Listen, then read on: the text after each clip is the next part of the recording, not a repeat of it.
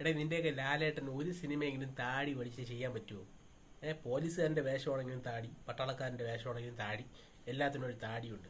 ബോട്ടക്സ് injection വെച്ച് മുഖം അത്രയും വികൃതമായിരിക്കുകയാണ്, ചിരിക്കാൻ പോലും പറ്റാത്ത അവസ്ഥയാണ്. അതുകൊണ്ടാണ് ലാലേട്ടൻ താടി വെച്ചുകൊണ്ട് എല്ലാ സിനിമയിലും അഭിനയിക്കുന്നത് എന്നൊക്കെ ഉള്ള വിമർശകരുടെ വിമർശനത്തിന് തൊക്ക മറുപടിയായി ലാലേട്ടൻ തുടരുമെന്നുള്ള സിനിമയിൽ ടീസറിലൂടെ എത്തിയിരിക്കുകയാണ്. ടീസറിൽ എല്ലാവരും ശ്രദ്ധിച്ച് കാണും. ഒരു ഡയലോഗ് താടി നോക്കിയിട്ട് ഇതിൻ്റെ താടി ആർക്കടെ പ്രശ്ന എന്ന് പറയുന്നത് ഡയലോഗ് നമ്മൾ കേട്ടിട്ടുണ്ട്. കാരണം അതിന് ആ ടീസറിനകത്ത് ഇപ്പം ലാസ്റ്റ് വന്ന ടീസറിൽ അതിനെ എടുത്ത് കാണിക്കുന്നുണ്ട് ആ ഒരു ഡയലോഗിന്. അതിനർത്ഥം എന്ന് വെച്ചാൽ വിമർശകർക്കുള്ള മറുപടിയാണ്.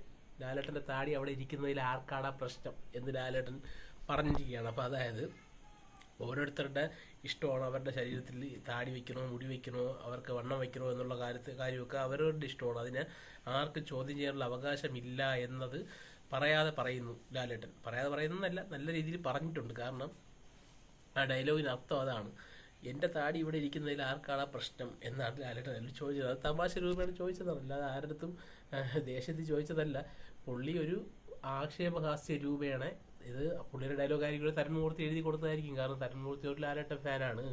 അപ്പോൾ തരുൺമൂർത്തി ഫാൻസുകാർക്ക് കൊടുക്കുന്ന മറുപടിയാണ് ലാലേട്ടൻ്റെ താടിയെ കുറിച്ചിട്ടുള്ള മറുപടി. അപ്പം ഇത് ഒരു തക്ക മറുപടിയാണ് ഫാൻസുകാർക്ക്. അല്ല, ഇത് ഹേറ്റേഴ്സിന് കിട്ടുന്ന അണ്ണായി കിട്ടുന്ന ഒരു മറുപടിയാണ്. സംഭവം എൻ്റെ താടി വിടുന്ന ആരക്കട പ്രശ്ന എന്ന് ലാലേട്ടൻ കറക്റ്റായിട്ട് ചോദിച്ചിട്ടുണ്ട്.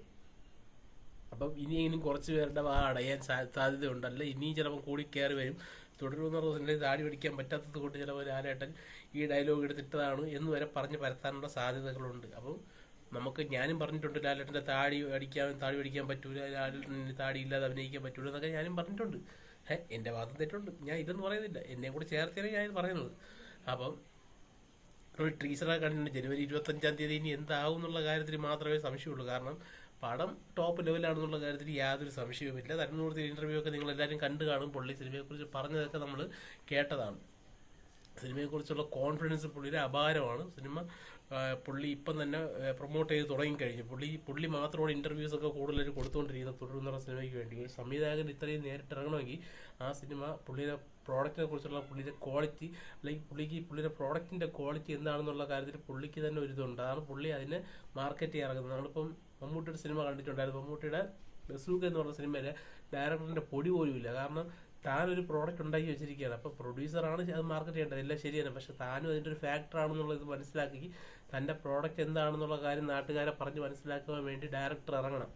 അതാണ് ഡയറക്ടറിൻ്റെ കോൺഫിഡൻസ്. അത് നമുക്ക് ബസൂക്കയിലെ ഡയറക്ടറിൻ്റെ കോൺഫിഡൻസ് എന്ന് പറയുന്നത് സീറോ കോൺഫിഡൻസ് ആണെന്നും, തുടരുമെന്ന് പറഞ്ഞ സിനിമ തരുൺമൂർത്തിയുടെ സിനിമയ്ക്ക് തരുൺമൂർത്തി ഇത്രയും നല്ല രീതിയിൽ സിനിമ പ്രൊമോട്ട് ചെയ്യുന്നത് തരുൺമൂർത്തിയുടെ ഓവർ കോൺഫിഡൻസ് അല്ല, തരുൺമൂർത്തിക്ക് തൻ്റെ പ്രോഡക്റ്റിലുള്ള വിശ്വാസമാണെന്നുള്ള കാര്യവും നമുക്ക് ഉറപ്പാണ്.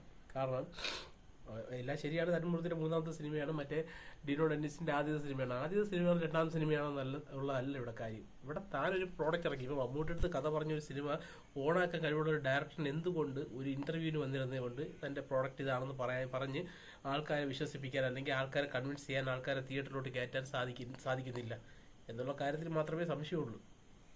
ഡയറക്ടർ ഇതുവരെയും വെളിയിൽ വന്നിട്ടില്ല, ഒരു ഇൻ്റർവ്യൂസ് പോലും കൊടുത്തിട്ടില്ല. അപ്പോൾ അതെന്തോ ആയിക്കോട്ട് പോട്ടെ. അപ്പോൾ തുടരുന്ന സിനിമയ്ക്ക് വേണ്ടിയാണ് നമ്മളെല്ലാവരും വെയിറ്റ് ചെയ്യുന്നത്. സിനിമ വരുമ്പോഴത്തേക്കും അതൊരു വൻ ഓളമായിരിക്കും എന്നുള്ള കാര്യത്തിൽ യാതൊരു സംശയമില്ല. അമിത കോൺഫിഡൻസോട് കൂടിയും അല്ലെങ്കിൽ അമിതമായിട്ട് പ്രതീക്ഷ കൊണ്ടും ആരും തിയേറ്ററിലോട്ട് പോകേണ്ട എന്ന് തരുൺമൂർത്തി പറഞ്ഞിട്ടുണ്ട്.